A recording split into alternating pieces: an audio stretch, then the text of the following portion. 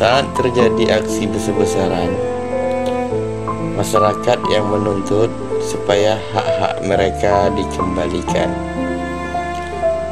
ditambah dengan penemuan semua bukti kecurangan dan konspirasi perusahaan, gerakan perjuangan dan kekuatan masyarakat semakin solid dan terarah, membuat pihak perusahaan merasa perlu melakukan beberapa hal untuk menghalangi memperlemah perjuangan tersebut. Keadaan berjalan seperti biasa di sebuah daerah yang dikelilingi oleh keindahan alam. Terletak sebuah perkebunan besar di tengah pemukiman penduduknya. Perkebunan besar dengan kekayaan alam yang melimpah,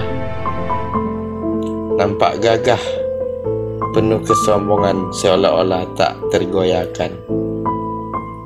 Tapi di balik kekayaan alam yang melimpah, tersembunyi kisah-kisah pahit tentang eksploitasi dan penindasan yang dilakukan oleh perusahaan tersebut terhadap para penduduk yang berada di sekitar perkebunan tersebut.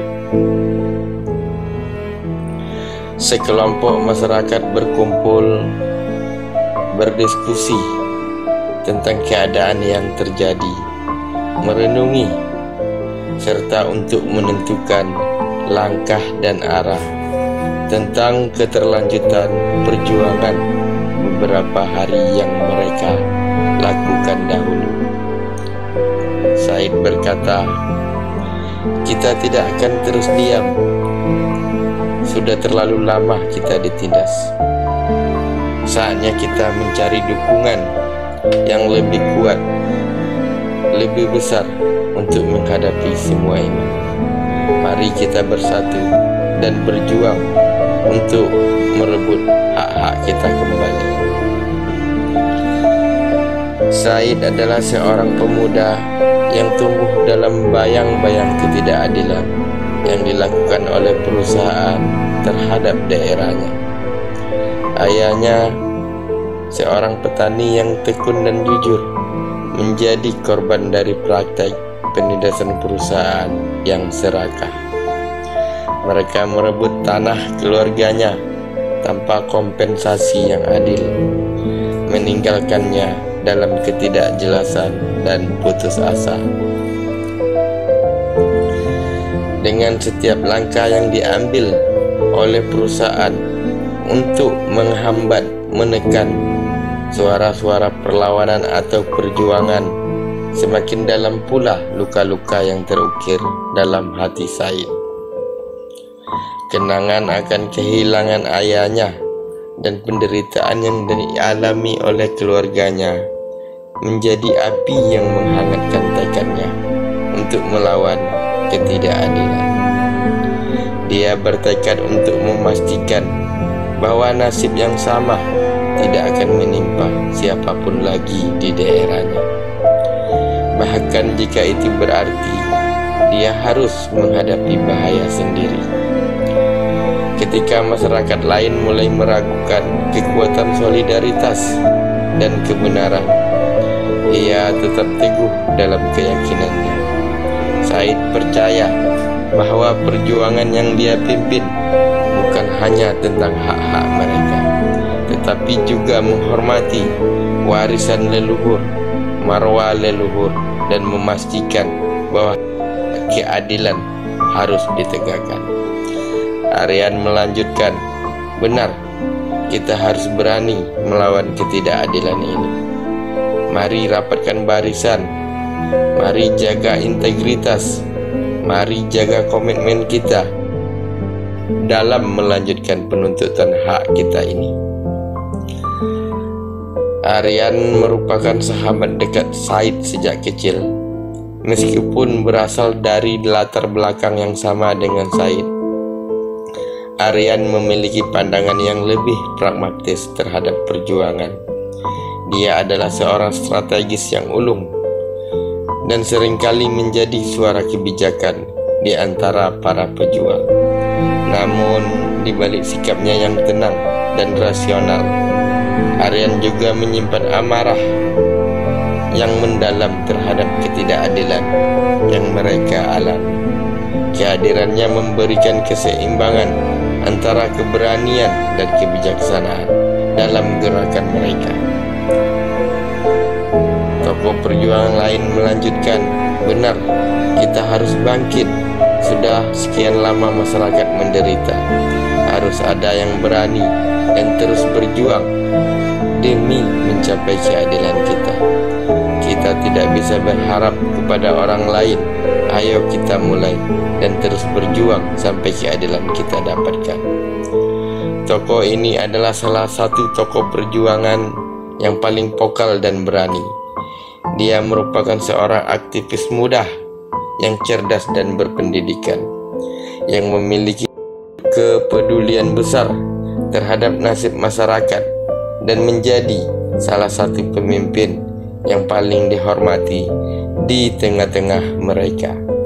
Namun, di balik keberaniannya, dia juga merasakan beban emosional yang besar atas tanggung jawabnya sebagai pemimpin dan pembela kebenaran. Tokoh masyarakat lain melanjutkan, saya takut dengan konsekuensinya. Mereka bisa saja membalas dengan keras. Perusahaan itu tidak selalu baik. Perubahan juga tidak selalu baik. Kita harus berpikir dua kali sebelum melangkah lebih jauh. Tokoh masyarakat ini merupakan yang diam-diam mendukung perusahaan karena dia memiliki kepentingan yang lain kepada perusahaan, baik itu berupa kepentingan ekonomi maupun kepentingan pribadi yang dimanfaatkan atas keberadaan perusahaan di sekitarnya. Atau mungkin dia juga hanya sekedar takut akan akibat dari melawan kekuatan besar tersebut. Lalu terdengar pendapat dari penduduk yang hadir dalam diskusi tersebut. Tapi apakah kita mampu melawan kekuatan besar seperti perusahaan ini? Said langsung menjawab, kita harus percaya pada kekuatan kita, pada kebenaran. Jika kita tidak berdiri untuk menuntut hak kita, siapa lagi yang akan kita harapkan? Suasana keraguan dan ketegangan di antara penduduk desa karena ada di antara mereka yang merupakan kaki tangan atau antek-antek dari pihak perusahaan, yang mana dia memanfaatkan perjuangan tersebut atas kepentingan pribadi untuk mengambil kepentingan lainnya yang bersifat individu. Kemudian Said melanjutkan, tidak, kita tidak boleh mundur, kita harus tetap maju. Semua penduduk antusias mendengarkan penjelasan yang diberikan oleh Said dan Aryan.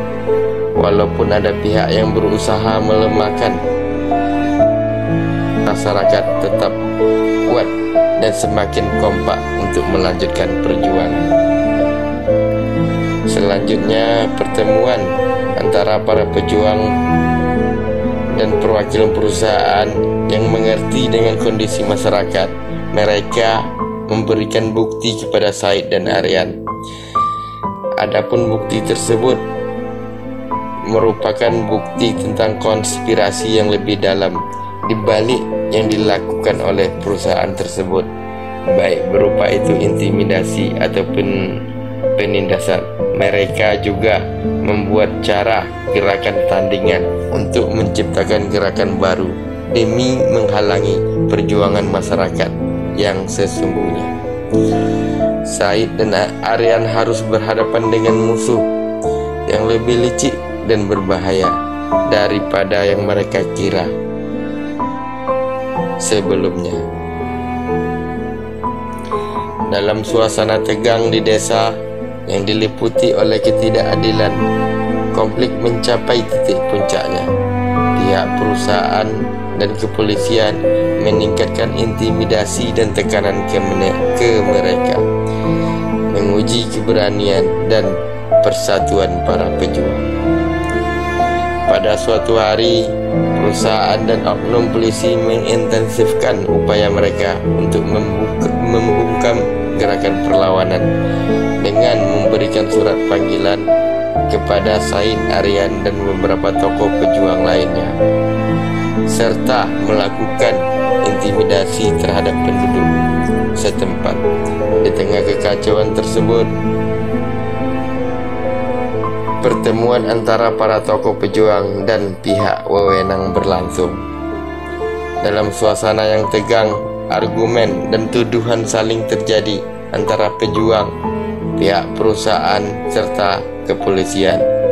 Di dalam kantor kepolisian tersebut, Said, Aryan, dan beberapa tokoh pejuang diinterogasi. Polisi duduk di seberang meja di mana berkas-berkas dan dokumen-dokumen tergeletak.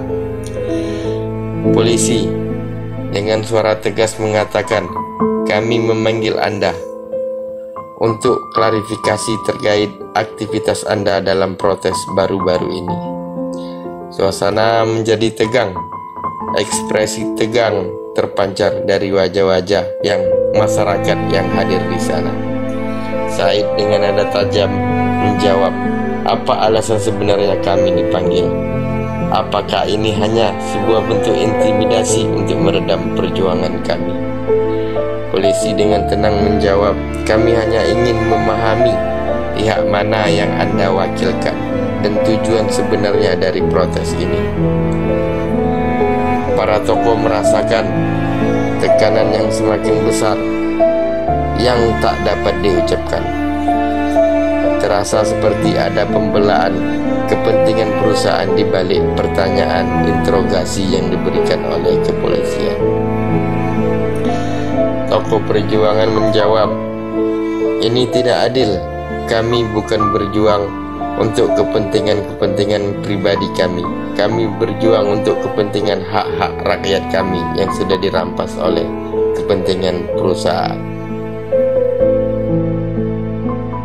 Polisi dengan suara yang tenang namun tegas, "Kami hanya melakukan tugas kami untuk menjaga ketertiban dan keamanan. Kami ingin Anda semua kooperatif untuk memberikan keterangan terhadap apa yang kami tanyakan." Atmosfer di ruangan tersebut semakin tegang.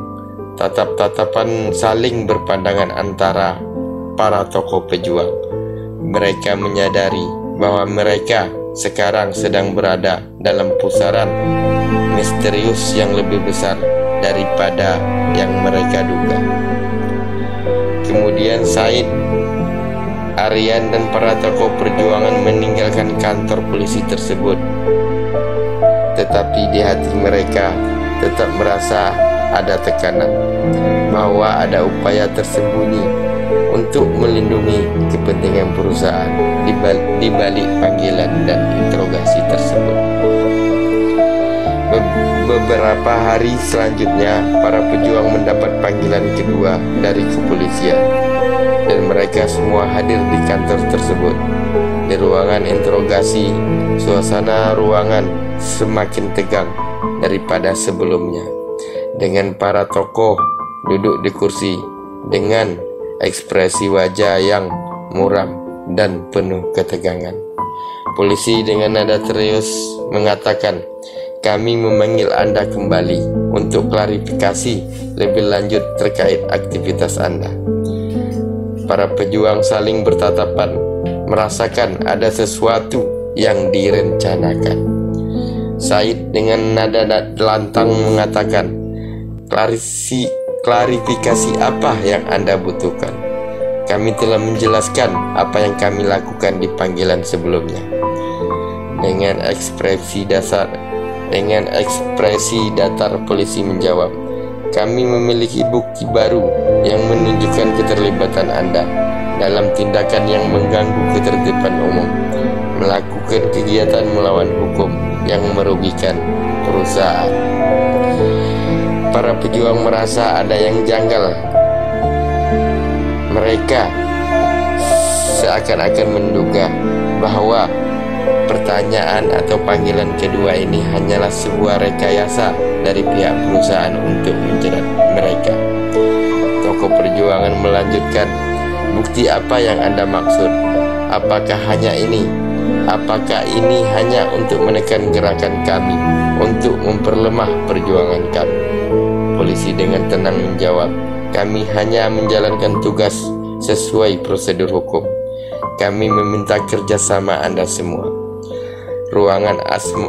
Atmosfer ruangan semakin tegang, dengan para tokoh perjuangan merasa tertekan, namun hati tetap tegar. Said kemudian melanjutkan, "Apapun yang terjadi, intimidasi macam manapun, apapun cara untuk melemahkan perjuangan kami tidak akan mundur. Kami akan terus berjuang sampai hak-hak kami dapatkan." Selanjutnya para tokoh perjuangan, Said, Aryan, meninggalkan kantor polisi tersebut. Meskipun mereka tidak ada yang ditahan, mereka tetap merasa terancam oleh tekanan yang dihadapi dan menyadari bahwa mereka harus selalu waspada karena apa yang mereka lakukan masih diawasi dan ada upaya untuk membatasi gerakan mereka dalam melanjutkan perjuangan. Dalam suasana yang galau, penuh intimidasi dan tekanan baik dari pihak perusahaan, antek-antek perusahaan maupun dari pihak lain yang melindungi kepentingan perusahaan. Dalam perjalanannya menemukan masih banyak orang baik yang mau membantu mereka, yang mau mendahulukan kepentingan masyarakat, yang mau memperjuangkan keadilan, termasuk para penegak hukum yang akan melindungi kepentingan masyarakat. Salah satu advokat berkata, "Jangan khawatir, kami akan membantu Anda. Setiap warga negara berhak atas keadilan. Kami percaya pada kebenaran. Kami akan terus berjuang." Melihat situasi antara pihak masyarakat dan perusahaan, pihak pemerintah mengeluarkan pernyataan bahwa mereka akan memastikan konflik ini akan diselesaikan dengan adil dan transparansi. Said menanggapi apa yang akan dilakukan oleh pemerintah. Kemudian timbul pertanyaan dari Said, "Tapi mengapa prosesnya begitu lambat? Kami butuh segera keadilan karena korban sudah terlalu banyak, penindasan dan intimidasi di tengah masyarakat kita. Kami takut nanti akan terjadi konflik yang lebih besar, akan terjadi konflik berdarah yang tak berkesudahan." Meskipun badai datang dan perlawanan mereka diuji, semangat untuk keadilan terus menjalar dalam diri mereka. Harapan mereka di ujung perjuangan yang panjang ini mungkin ada sinar terang yang menyinari jalan menuju masa depan yang lebih baik bagi mereka semua. Apakah mereka dapat menghadapi persoalan hukum yang mereka hadapi? Bagaimana sikap tegas pemerintah dalam upaya menyelesaikan konflik ini? Nantikan cerita selanjutnya di part 4.